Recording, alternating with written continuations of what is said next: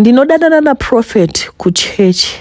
Profeti ava vanozikanwa uyezve vane mukurumbira munyika yeZimbabwe. Asi behind the scenes pane zvakawanda zviri kuitika. Regai ndikuudzei nyaya yangu tete, asi ndinokumbira kuti musandi-exposa. Ini ndiri musikana, ndava nemakore 32 ekuberekwa. Nyaya yangu yakatanga muna 2011 pakavhurwa chechi naProfeti. Profeti vasati vavhura chechi, taive nechechi yataipinda tese. Ndokuzoudza vanhu vaive close navo vachiti vakuda kuvhura chechi. Amai vangu namai Profeti vaive mabesti zvekuti mai Profeti vanotondiona semwana wavo. Vanenge vachitonditi anti, kureva kuti ndiri tete hanzvadzi yaProfeti. Saka mai vangu nevamwe takabva tabuda chechi iye tikatevera kwainge kwavhurwa chechi naProfeti. Chechi yakatanga kuitirwa muHall, asi taisazadza Hall. Takarova 3 years vanhu vachiuya dzamara taakuzadza Hall. Panguva iyi waive mweya waMwari wechokwadi waishanda. Ini ndakati ndapedza chikoro ndakaitwa personal assistant waProfeti ndichingonzi vatete. Nguva zhinji taive takufamba tese, ndiko kusvika pakudanana pasina aiziva. Profeti vakati vaida ndirambe mukomana wangu vozonditora second wife. Takazoronga rwendo rwekuenda kuGhana, asi ina handina kuziva zvandainge ndafambira, yakangonzi emergency.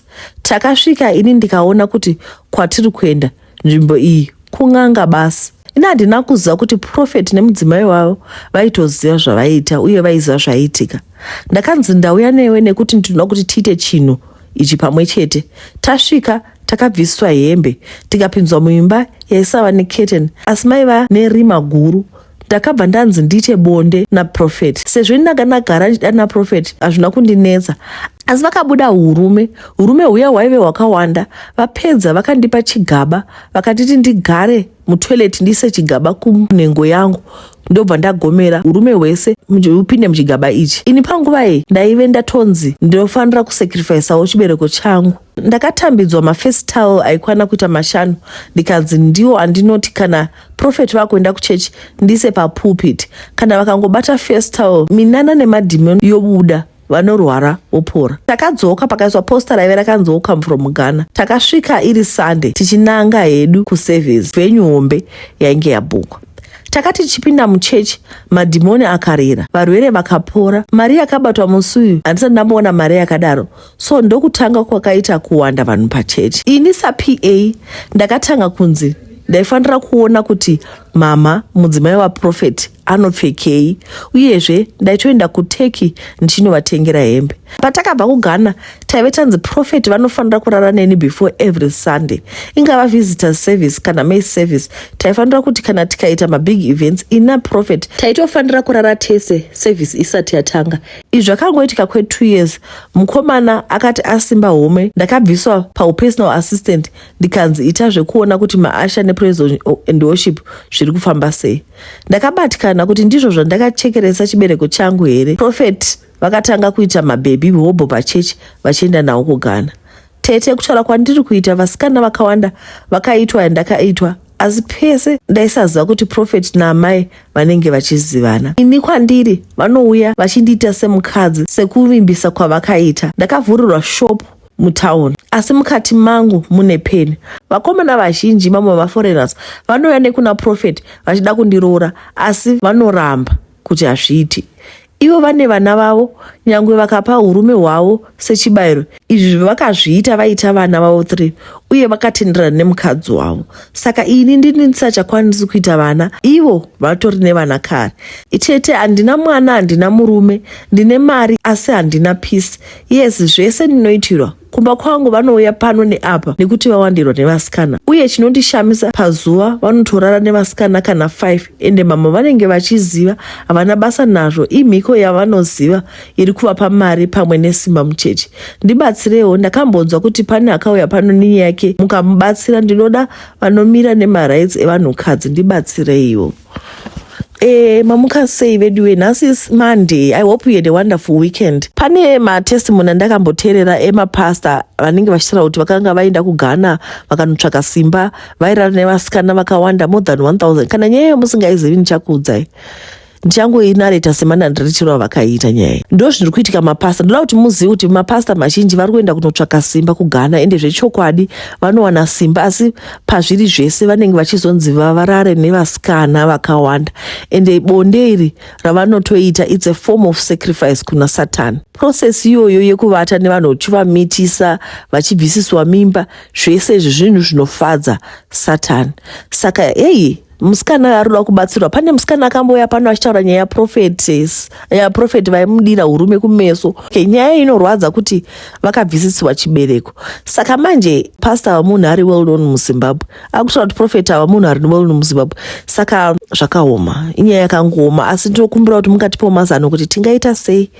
Woendeswa kumaloya here pastor kunzi makabvisa munhu chibereko, asi handiti vaivabvuma here sister. Ndikutarisa kunzungu nekunyimo kuitira kuti tizive kuti vangabatsirikawo sei, ngatione kuti tingavabatsirawo sei. Takupinda munyaya yedu. Zita rangu ndinonzi Joyce, ndinobva kumasvingo kuGuwa. Pari zvino ndakakrosa border ndikauya kuSouth Africa kuti ndizame kuzviitira, nokuti zvinhu munyika zvakaita manyama amire nerongo. Ndakakrosa border zvakanaka zvikadii, ndikasvikowana basa rekusunda chikorobho pane imwe kapu yechidiki. Vaive nevana vavo vadiki vanoenda kuchikoro vaviri. Ndakagamuchirwa zvakanaka pamusha apa, ndikatopiwa cottage yangu yekugara pamba pavo. Family iyi yaive neupenyu hwavo huri nani, uye vana vacho vaive nekatsi dzavo dzavaichengeta dzaitogara mumba sezviya zvinoita mapetse varungu, dzichitogara mumabaskets. Izvi zvakandishamisa, asi takangotiwo muromo zvinyararire meso anoona. Handiti zvinonzi zvinhu zvisingakuvhirikisi so. Chikafu ndaidya ndichiguta, zvokuti mari yangu yepei ndaisanyayoishandisa ndaitotumira kumusha mwedzi wega wega. Kapu yechidiki iyi yaibika chikafu vachitengesera vanhu, ndo basa ravaiita, asi mari yavaiita yainge isina zera navo. Ivo vaitenda Musiki nekuti ainge arapafadza mabasa emaoko avo. Varungu vangu ava vaita mari ine mumvuri, uye vaitoremekedzwa kukereke kwavanoenda vachitori nezvinzvimbo. Kwanditi munongoziva kuti ane mari ndiye mukuru. Kana wanga usingazivi nezvepamba apa, waigona kufunga kuti ini ndiri hama yepo. Zuva rebhavhadhe rangu rakasvika uri musi wesvondo, ndaitowa zvangu paoff. Ndakaitirwa surprise chaiyo. Pave pakashongedzwa zvakanaka, mabhaluni, maruva, chikafu chakabikwa zvinoyevedza mate. Pakafariwa zvakanyanya musi uyu. Ndikapiwa zvipo zvakasiyana siyana. Pane chimwe chipo chaive mubhokisi chandakanzi ndonozovhura ndadekara pandinoenda kucottage kwangu. Zuva rekupembera rakavira, ndikatakurana nezvipo zvangu zvaisanganisira zvipfeko, nhare mbozha nezvimwewo zvakasiyana siyana. Ndakatakura bhokisi rangu randainge ndanzi ndozovhura kana ndichinge ndava kurumu kwangu. Ndasvika kurumu kwangu, ndakasvikovhura mubhokisi riya, wanike aikaka pane mashuru akandimirira. Kundovhura kudai, wanike mune katsi yakagara zvayo kuti tende. Inga varungu vavaiziva wani kuti ini nemapetsi takanga tisiri mabest friends. Saka chavaida kuzama kuita chii? Kuti aiva majokes here, vaida kuona kuti ndoita sei. Ndakaona kuti kwavira ndikati chiregai ndozozviona mangwana kwakachena. Varungu vaifanira kutsanangura kuti matambiro hwai akadai. Hope musi uyu hadzina kunyatsobata ndichifunga kuti matambiro hwai aita nevarungu aya. Ndozviziva kuti mbama vaive nadzo dzevana vavo, asi zvaiva pachena kuti inini ndaisafarira kiti. Dai kanga kari chipopi zvaiva nani.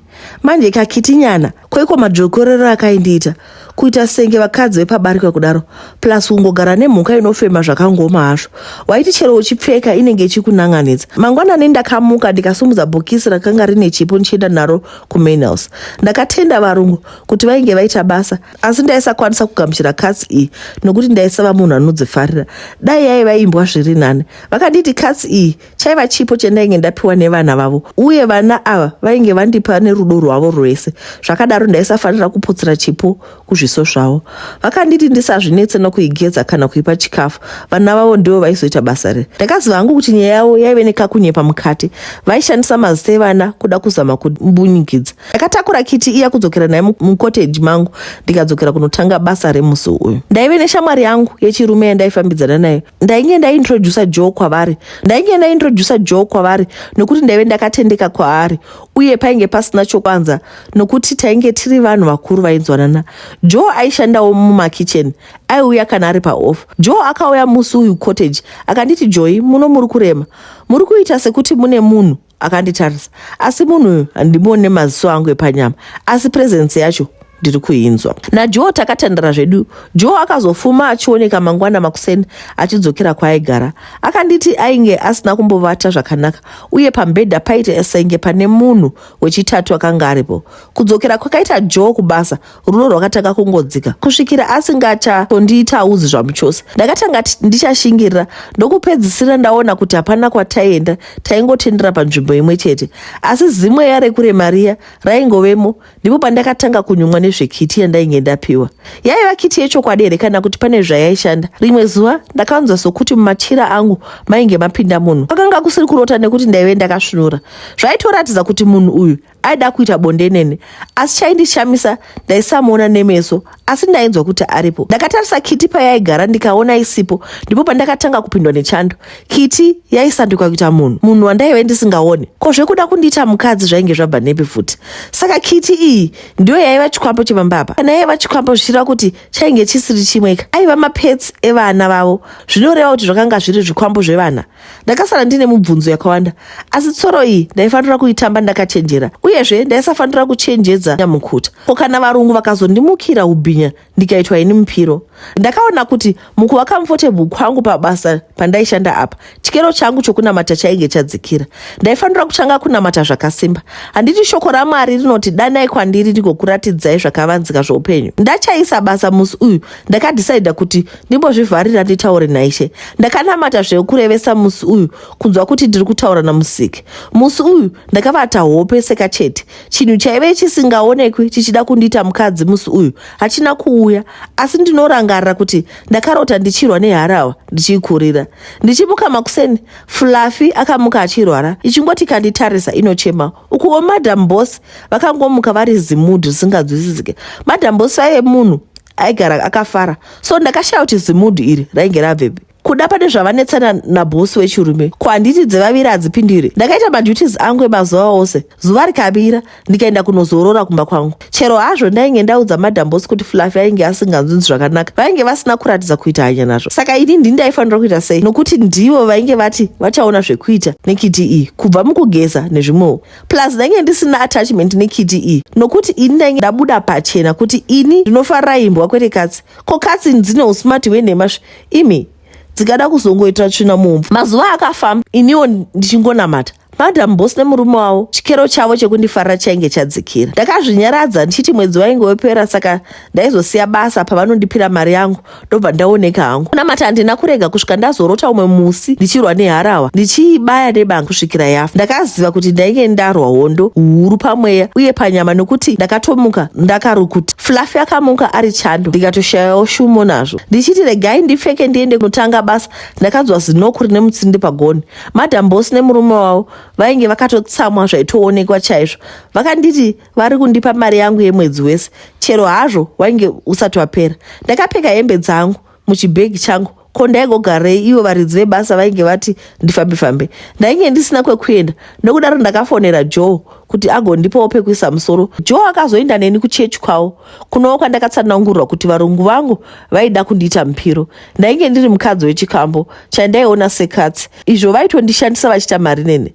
Ndakati dhuu kufunga ndikaona kuti pasta vaireva ide hapana chisvinu chaiitwa, asi vaita marefu. Vakatonditi nditende Musiki kuti ndakabuda ndiri mpenyu ndingadai ndakafa kare. Ndainge ndapiwa chikwambo chekadzi ndichifunga kuti ndaidiwa, izvo ndainge ndateiwa semakoko seguonzo. Ndatenda. Ndipo paperera nyaya yekatsi iyi. Inyaya yekuti hautozivi kuti vanhu vanokufungirei. And one thing that I've noticed is vanhu ivava vanenge vari kind. Haumbofa wakavafungira. And vanenge vachikupa picture yekuti tinokuda. It's very unfortunate kuti vainge vamufungira zvakashata vakatoona kuti vawana mukadzi wechikwambo chavo.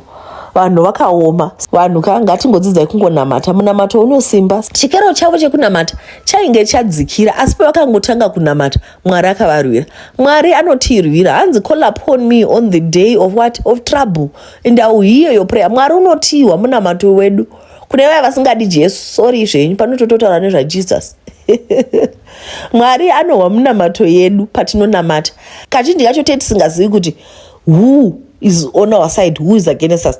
Saka kungogara tangozvinamata nekuzvikavha neropa raMwari ndo chinhu chikuru. Vanhu vanosvika pakutivenga. Ndakatombosvika pakuvengwa nemunhu indaingonamata zuva nezuva, ndikatosvika pakuvengwa ndikanzi nekuti munhu aizama kundiita zvaida kundiita asi achikonewa akatanga kutaura kuti uyu ane madhimoni, uyu anoenda kun'anga. Izvo ina handina kana n'anga imwe ndairatova mwana mudiki, asi ndaingonamata munamato uri simple kuti Mwari vataiwoneni pandida kuvata ndichengetedze chete. Mwari ototumira ngirozi dzake ondichengetedza. Ngadai tine maziso ekuti tivhuriwe tione zvinoitika takarara, taizoona kuti Mwari anotigwira hondo zhinji. Ndopaperera nyaya dzedu. Muve nezuva rakanaka veduwe vari kushanda, mushande zvakanaka, vari kudzimbawo aiwa muve nezuva rakanaka. Ndatenda.